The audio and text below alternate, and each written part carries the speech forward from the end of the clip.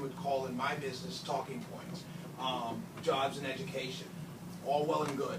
But how do you create jobs? How do you fix education in a situation that you knowingly are going into where you're going to have limited power?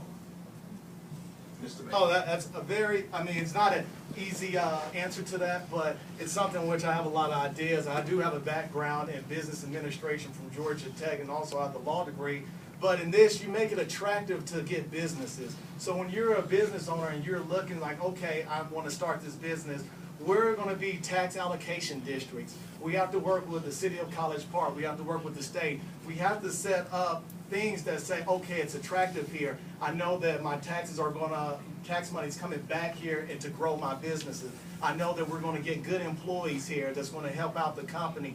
And so you have to have a strategic plan into building jobs up and, you know, making sure that you attract those type of businesses. And not knowing the district in particular, off of Old National, there's open space there, warehouse space, and that's easily you can say, well, hey, come here. We're not going to tax you, you know, for 5 or 7 years to get you going. And that's putting people back to work. You see what I'm saying? They're paying taxes on their personal income that they're receiving wages, but the business, the people who are making the decisions, there's people out there that has money, you know, a lot of money, and they're just having on the sidelines. So you go to those people and say, look, I'm going to make it very attractive for you to come in this district and to set up shop and to hire people here so you can help out their families, and at the same time, it's going to be beneficial to you, so you have to look on both sides.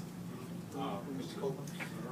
I can answer both those actually. You can set up all the tax incentives you want, but until we climb the scale of going from 49 to a higher ranking, no corporation, no CEO is going to want to move here and have their child educated in these schools when they look at a piece of paper and say Georgia's ranked 49. That does not look appealing to anybody. And of course, you know, there's all kind of there's an algorithm that goes to that that's false. But the thing is, we have to make our state more attractive to corporations by, one, climbing that scale from 49 to a higher number, and two, invoking vocational education. Currently, there are jobs and there are employers and there are corporations that want to come to the state of Georgia, but they say that there's no workforce. We're not a hands-on community. We're so busy telling kids, go to college, go to college, go to college, not go to vocational training schools or do this or do that. We have to put back vocational education back into schools and create a workforce. And when we do that, then we can create jobs. Until that, jobs are not coming to the state of Georgia. Ms. Pritchett? For example, in regards to bringing jobs to the district, for example, you have the Old National Corridor. We have 2 marketplaces. We currently do not have any sit-down restaurants on Old National, and one of the primary reasons for that is the high rate of crime. So I would like to continue to work with the Fulton County Police Department. They have a new network of camera systems, different community policing programs, and I want this district to be safe for businesses to come in and people to work in. Now, in regards to the first part of your question is how do you accomplish this when you have a majority party that's on the opposite side? I feel that it's important for us to work together, nonpartisan, across party lines, to collaborate and show the other party that this is not only a good idea just for the district, but this is a good idea for the citizens of Georgia. So I'm a person that likes to work with everyone. And although, yes, I am a strong Democrat, I still would have to convey a strong message on behalf of the citizens, not just the party. Ms. Judy Jones has next. Yeah, okay. Wow. This is going really good. We got some momentum going here. I'm going to turn the subject matter a little bit here and talk about health and social service needs in the county areas that District 63 represents. And like Shelley here, I am not a resident of either of the counties. I'm a resident of Gwinnett County, so I too do not have a dog in this fight. But I wanted to turn the page just a moment and ask this question. As a result of the recession, counties have struggled with reduced revenues and increased health and social service needs. We know that. What, if anything, can the state do that will be better able to support health and social services that are offered by the counties? Mr. Copeland? Okay. One of the things that the state can do to subsidize the local counties is start looking at some of these, and I know some of y'all may cringe at this because we might have some drinkers and some smokers in this room, but let's start looking at some of the sin taxes and drawing revenue from that to see how we can subsidize some of the health services. As you know, smoking and of course drinking and some of the other habits lead to some of the ailments that lend people to require help from the health services. And I feel like we can start to look at some of those taxes to aid in the counties and supporting the counties and providing those services. I think that's a good place to start. Okay, Mr. Mabra? All right. We got to increase revenue, point blank, and the state has the ability to do that. So if the state has increased revenue, we can get it back to the counties, and you have advocates from their districts like me going up there and saying, hey, we need to get money down here for these different type of social services needs. But we have to increase the revenue. The one job that every state legislator they have to do by the Constitution of Georgia is, balance the budget. That's the only thing they really have to do per the Constitution.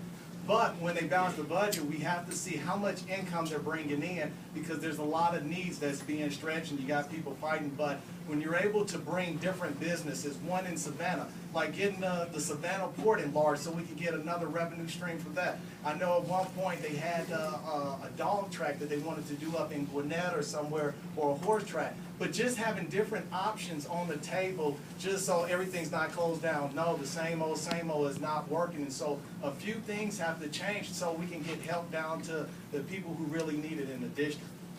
Okay. And Ms. The first thing that I would say is support the Obamacare plan. The Affordable Care Act was put in place so that citizens of the United States can all have access to good health plans. The more people that are insured and are receiving medical treatment, and as well as having programs to promote healthy lifestyles, the cheaper that premiums are for health insurance coverage. And then, as a state representative, I would also look at the different federal grants and federal funding that we can receive for the healthcare plans. Roger will tell you, as a conservative, I'm always concerned when politicians talk about growing revenues, but we'll leave that alone right now. You all are scaring me right now. If you want to open that up, No. Like I said, I don't have a dog, but just watch growing revenues, watch that talk a little bit. Okay. Before we go on, Shelley, I wanted to also acknowledge our Fayette County Democratic Chairman, Mr. Arnold L. Martin is here.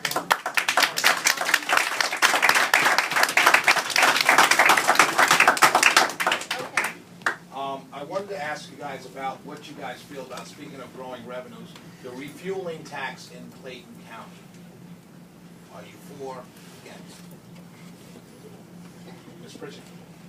I am not that familiar with refueling tax in Clayton County, so it's a topic that I have to look more into before I provide an answer on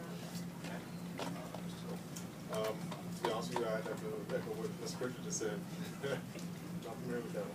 Well, with this tag, and I think if it's not, it's somewhat connected to the C-Tran. I know that has a big issue with what's going on down in Clayton County is the C-Tran, and I know it's sort of all intertwined, and you got the T-Splash you probably could sort of attach and sort of hook in there too as well, but Clayton County does have a problem with issues with fuel and transportation down there, and that's one thing where a lot of people in Clayton County are supporting the T-Splosh, and it's mixed because this district, as Linda explained to you, has 3 counties involved. You got Fulton, you got Fayette, and you got Clayton. And all of these people in these different districts have, a different issue that's near and dear to their heart. So it's going to be, a delicate situation when it comes down to this tax and getting C-Tran back operating over in Clayton County.